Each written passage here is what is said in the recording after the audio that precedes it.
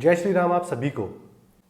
तो स्वागत है आपका हमारी एक और नई वीडियो में, जिसमें हम बात करेंगे अयोध्या में बनाए जाने वाले राम मंदिर के बारे में।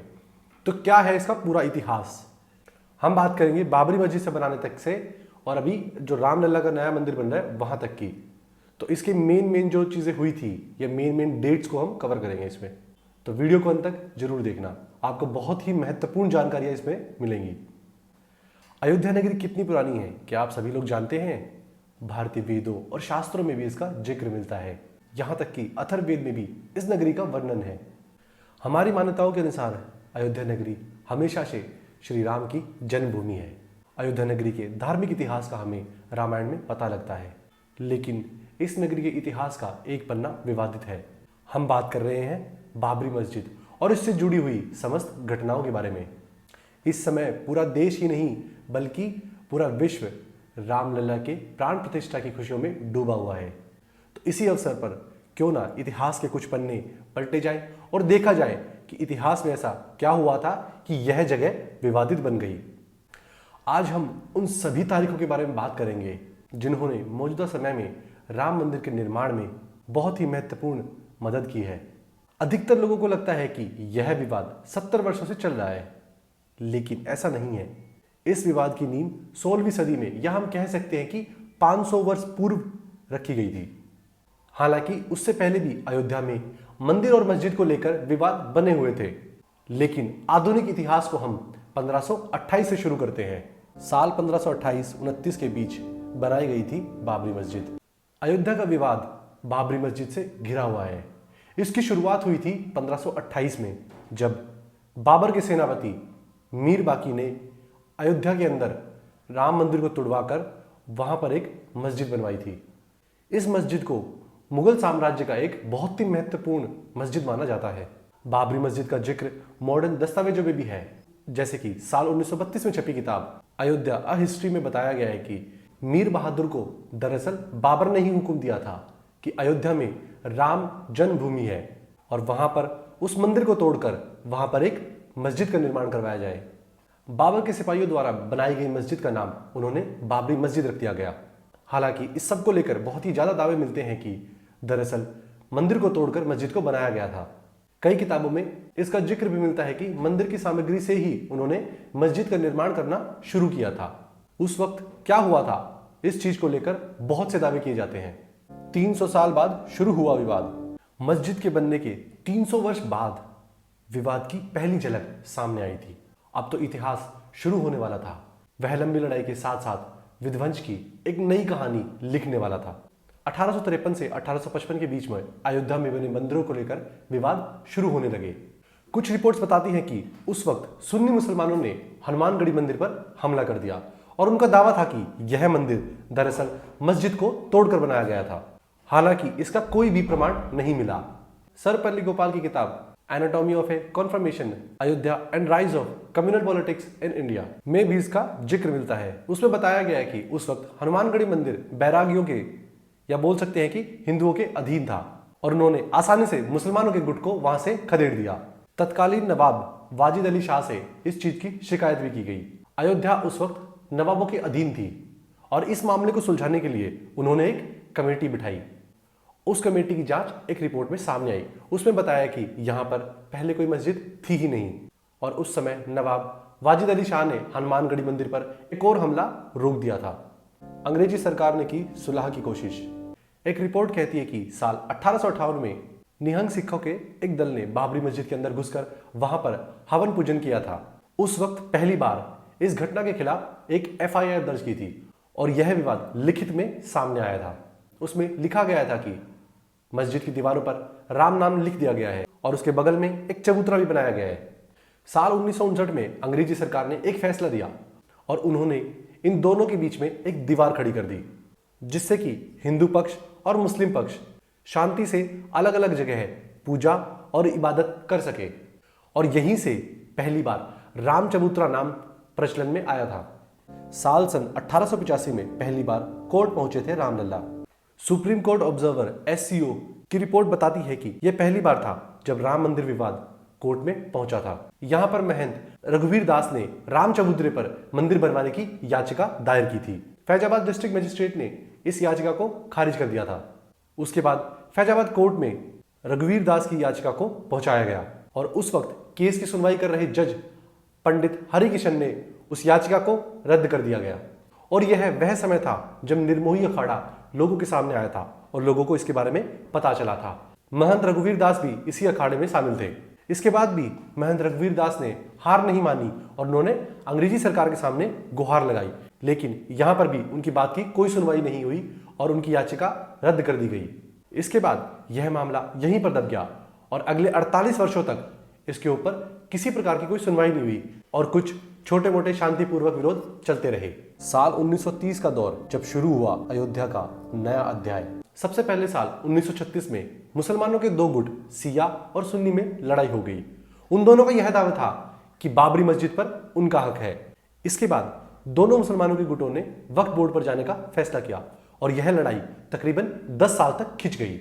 इस लड़ाई के बाद में वक्फ बोर्ड के जज के द्वारा जो फैसला आया उसमें जो सुन्नी मुसलमान थे उनके पक्ष में वह फैसला लिया गया। साल 1947 के बाद से बदल गई अयोध्या की राजनीति। मॉडर्न समय में जब भी अयोध्या का नाम आता है तो उसमें राजनीति शब्द जरूर आता है। हालांकि इसकी शुरुआत बंटवारे के बाद ही हो गई थी। पाकिस्तान का वजूद बना और अयोध्या में हिंदू महासभा का इंटरफेरेंस शुरू हुआ। कृष्ण झा और धीरेन्द्र झा, इनकी किताब अयोध्या द डार्क नाइट में और भी इससे जुड़ी हुई कई किताबों में ऐसा बताया गया है कि 1947 का अंत होते होते हिंदू महासभा द्वारा एक मीटिंग का आयोजन किया गया और जिसमें बाबरी मस्जिद पर कब्जे की बात की गई। इसके बाद चुनावों के अंदर कांग्रेस पार्टी ने पहली बार राम मंदिर को मुद्दा बनाया और कांग्रेस के इस मुद्दे के बाद कोई और पार्टी कहीं टिक ही नहीं पाई और फैजाबाद में भी कांग्रेस पार्टी ही जीत गई। साल 1949 में बाबरी मस्जिद में मिली रामलला की मूर्ति। अब तक हालात काफी खराब हो गए थे। इधर उधर से खबर आती कि हिंदू समुदाय ने बाबरी मस्जिद पर कब्जा कर लिया है, लेकिन तब तक ऐसा कुछ नहीं हुआ था। वहां के हालातों को सुधारने के लिए कानून की मदद ली गई, लेकिन साल 1949 की रात में वहां पर रामलला की मूर्ति प्रकट होने का दावा किया गया। इस घटना के बाद हालात इतने गंभीर हो गए कि तत्कालीन प्रधानमंत्री जवाहरलाल नेहरू ने भी इसके अंदर अपना इंटरफेरेंस दिखाया। महज 6 दिन के अंदर ही बाबरी मस्जिद पर ताला लगाया गया और हिंदू समुदाय ने ऐसा दावा किया कि रामलला की मूर्ति अपने आप यहां पर प्रकट हुई थी, परंतु इस दावे को खारिज कर दिया गया। साल 1950 में एक बार फिर से किया गया केस। 2 अलग अलग केस फैजाबाद कोर्ट में दाखिल किए गए और हिंदू पक्ष ने अपने रामलला की पूजा के लिए आज्ञा मांगी। कोर्ट ने इजाजत तो दे दी, लेकिन अंदर का दरवाजा अभी तक नहीं खुला था। साल 1959 में निर्मोही अखाड़े ने एक तीसरा लॉ सूट फाइल किया, जिसपे उन्होंने बाबरी मस्जिद की जमीन पर अधिकार मांगा। ऐसे ही साल 1961 में मुस्लिम पक्ष ने भी एक केस फाइल किया, जिसमें यूपी सुन्नी वक्फ बोर्ड ने कहा कि उन्हें बाबरी मस्जिद के ढांचे पर उनका हक चाहिए और राम की मूर्तियों को वहां से हटा दिया जाए। साल 1984 में एक बार फिर से गरमाया राम जन्मभूमि का विवाद। यह वो समय था जब अयोध्या ने अपना सबसे बड़ा राजनीतिक दौर देखा। यह वक्त था जब राम मंदिर आंदोलन की शुरुआत हुई थी।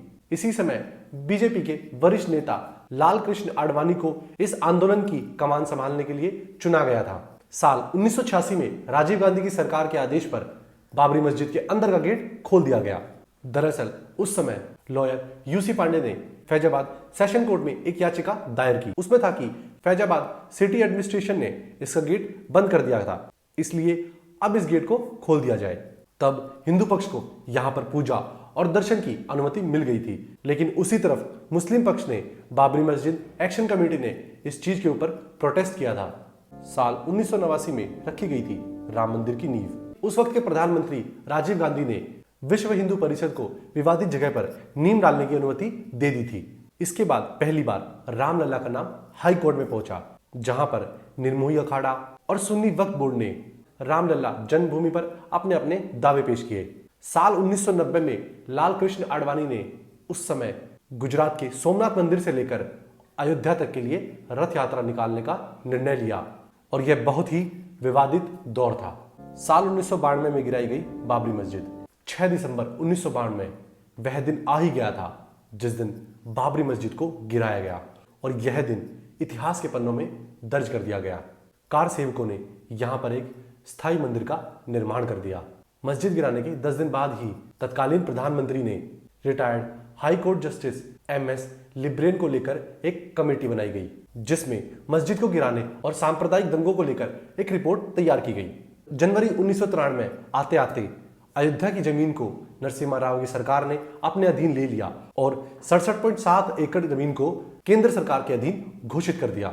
साल 1994 में इस्माइल फारूकी जजमेंट आया, जिसमें सुप्रीम कोर्ट ने 3.2 की बहुमत से अयोध्या के कुछ क्षेत्रों में कब्जे को बरकरार रखा और इस जजमेंट में यह भी बताया गया कि कोई भी धार्मिक जगह सरकारी हो सकती है।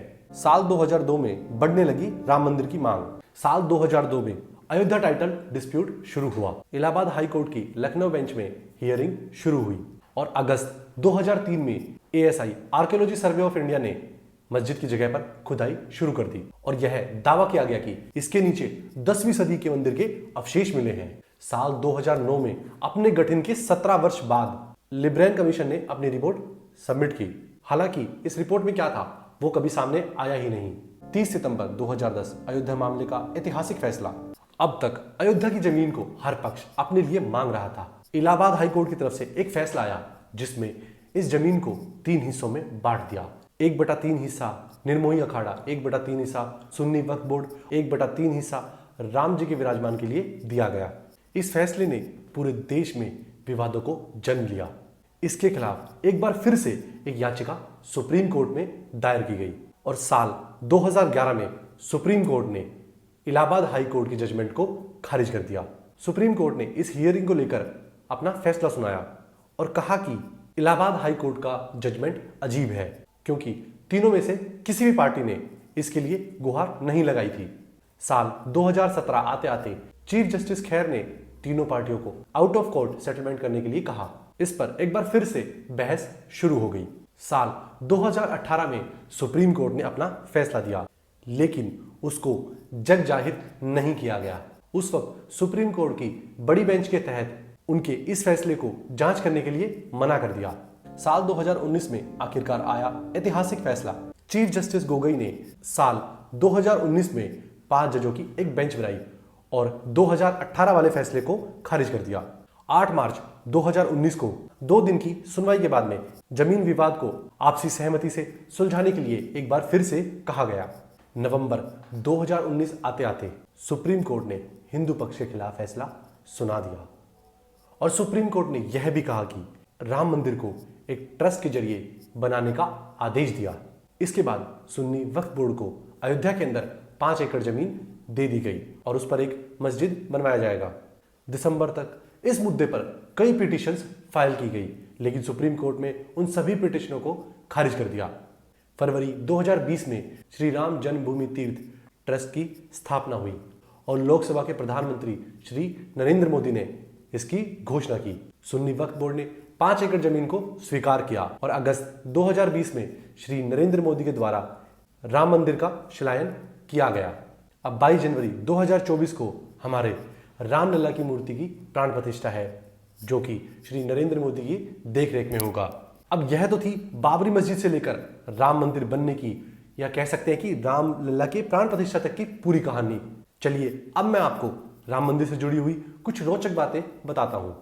क्या आप जानते हैं राम मंदिर के निर्माण में जो भी ईंटें प्रयोग में ली गई है उन सब पर राम नाम लिखा हुआ है और इन सभी ईंटों को राम शिला भी कहा जाता है। मंदिर का निर्माण पद्धति से किया गया है।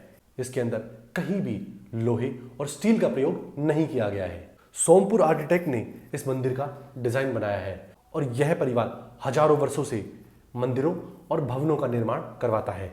कर्नाटका की अंजनी नामक पहाड़ी, जहां पर भगवान हनुमान का जन्म स्थान बताया जाता है, वहां से पत्थरों को लाया गया है और उन पत्थरों का उपयोग भगवान का मंदिर बनाने में लिया गया है। 2500 से भी अधिक स्थानों से वहां की पवित्र मिट्टी को लाया गया और एकत्रित किया गया और उसको मंदिर निर्माण में उपयोग में लिया गया है। देश की अलग अलग नदियों का पानी यहाँ पर लाया गया है और बहुत सारे स्वच्छ कुंडों का पानी यहाँ पर इस्तेमाल किया जाएगा। पूरे मंदिर को वास्तुशास्त्र को ध्यान रखते हुए बनाया गया है। भगवान राम के अलावा कई देवी देवताओं की मूर्तियों को यहाँ पर स्थापित किया जाएगा। एक बार में 10,000 से भी अधिक श्रद्धालु भगवान राम के दर्शन कर सकते हैं। राम मंदिर पूरी तरह पत्थरों से बनाया गया है। इसमें कहीं पर भी स्टील या लोहे का प्रयोग नहीं किया गया है। मंदिर के निर्माणकारी इस चीज का दावा करते हैं कि यह मंदिर कम से कम 1000 साल से भी ज्यादा टिका रहेगा। तो यह थी राम मंदिर की संपूर्ण बातें। मैं मिलता हूं आपसे अगली वीडियो में, तब तक के लिए जय श्री राम।